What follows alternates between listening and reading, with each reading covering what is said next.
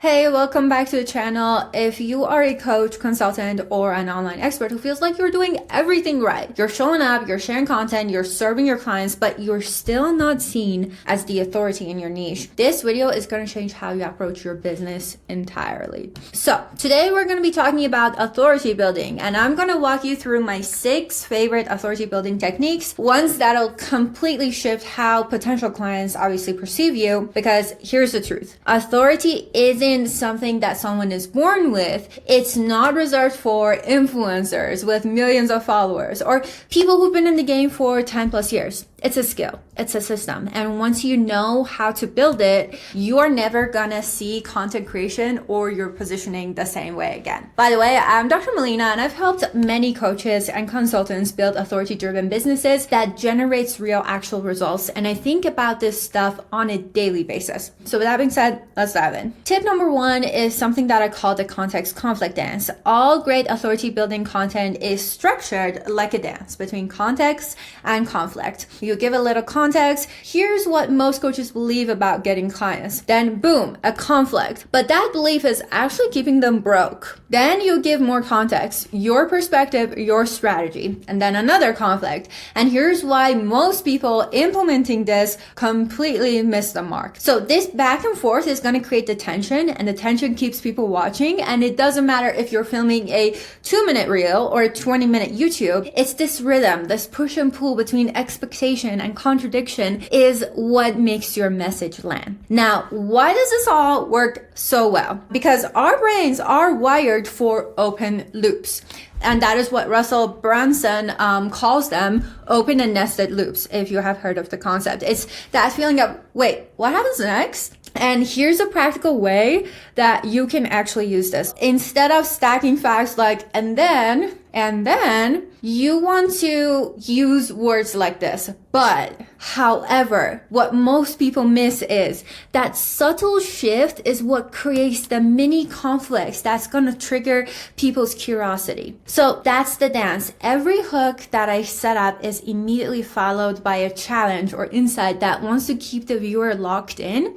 And you can use this dance next time you're writing a caption, scripting a video, or even going live. I promise you it's going to level up your authority big time. Number 2 is something called rhythm. This one's going to be more subconscious, but just as powerful. So when you speak with rhythm, people trust you more. Now, I'm not talking about rhyming or poetic rhythm. I mean the flow of your sentences length, the cadence of your voice, the pace at which you deliver the information. So let me show you something. There's a guy, a copywriter, a legendary copywriter called Gary Halbert. And what basically he said was like, when all your sentences are the same length, the brain is going to get bored, you know? It feels robotic, predictable, like a lecture. But when you vary your sentence length, something magical happens. Your content feels human, intentional, dynamic, more personal. And here's how I practice it. So when I am writing scripts like this, I always space every sentence on a new line. So it looks like a jagged edge when you scroll down, and that is a good sign, because if you see your script and everything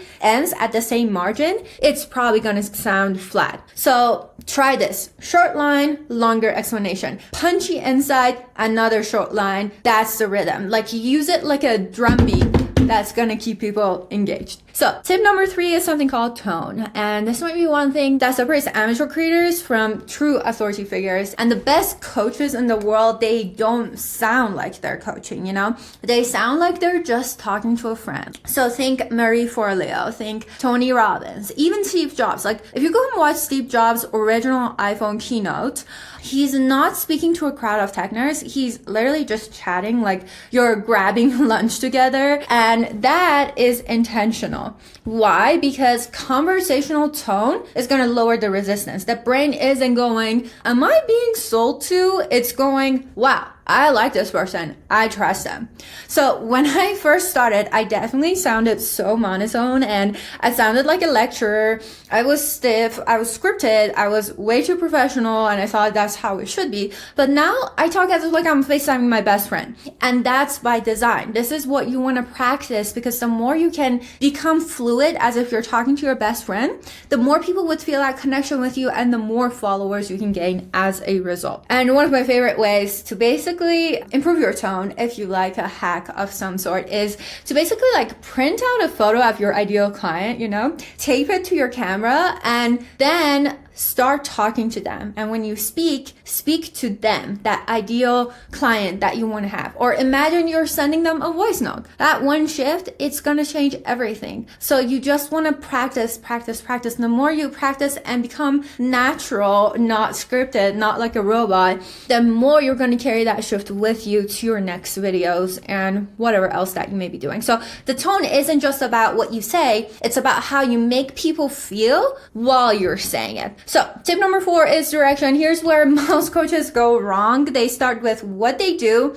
instead of where they take people. So authority comes from clarity. If you can clearly articulate the transformation that you can create as your coach, it instantly becomes more valuable. So I call this your transformation statement. It's basically the final line of your offer, the promise, like, I help busy professionals lose 20 pounds in 12 weeks without giving up wine or cheese, like whatever you want to say. It's not vague. It's not, I help people get healthy, or, you know, that is vague. You want to be specific. You want to be clear. You want to be memorable. And when I help clients build authority, we start at the end. Like, what results do you deliver? And then we reverse engineer the journey. Like, write your first and last line, then fill up the space.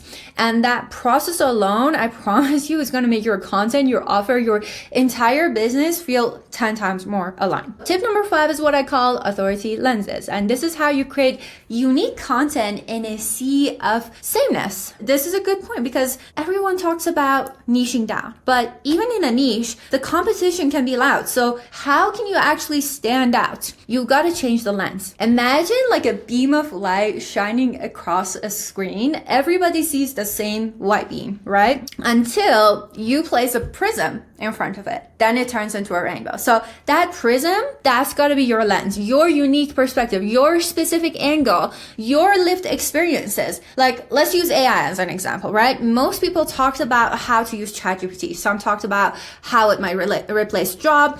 But I created a specific video about how coaches can use AI to grow without hiring a team. And that lens pulled over a bunch of qualified leads. It wasn't louder. I was just different with that one video. Ask yourself, 1, what am I seeing that others aren't saying? 2, what have I experienced that most people haven't? And 3, how can I share this in a way that feels fresh? Fresh is super important. That is an authority lens, so use it. Tip number 6, the final tip before I share something else, is hooks. Now, I saved this for last on purpose because while everyone talks about hooks, most people still get them wrong. So a strong hook isn't about like make it in a way so that people would stop scrolling. It's an authority positioning statement. Bad hook is something like, wait till you see this. A good hook is like, these 3 strategies took me from 5K to 25K as a coach. The difference is that one is vague and the other one that I just shared with you is positioning you as the guide. And here's the kicker. Visual hooks are even more powerful than verbal ones. For example, a screenshot, a graph, a testimonial. Show them something that will visually prove what you're about to say.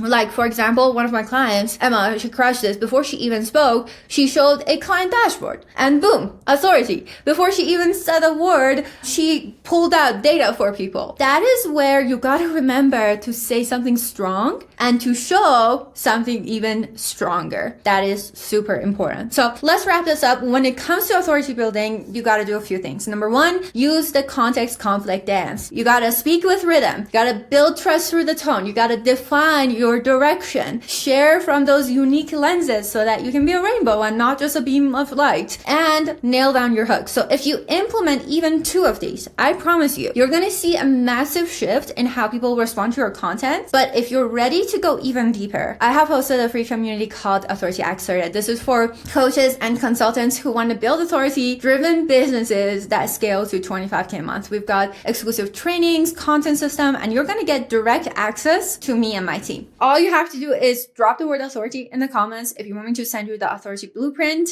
link to the community, and I'll send it straight to your inbox. But until then, feel free to message me on Instagram as well. And keep showing up, keep building, and I'll see you in the next video. Be sure to save this video, subscribe, and turn on your notifications. And again, I'm Dr. Melina, and let's grow your empire together.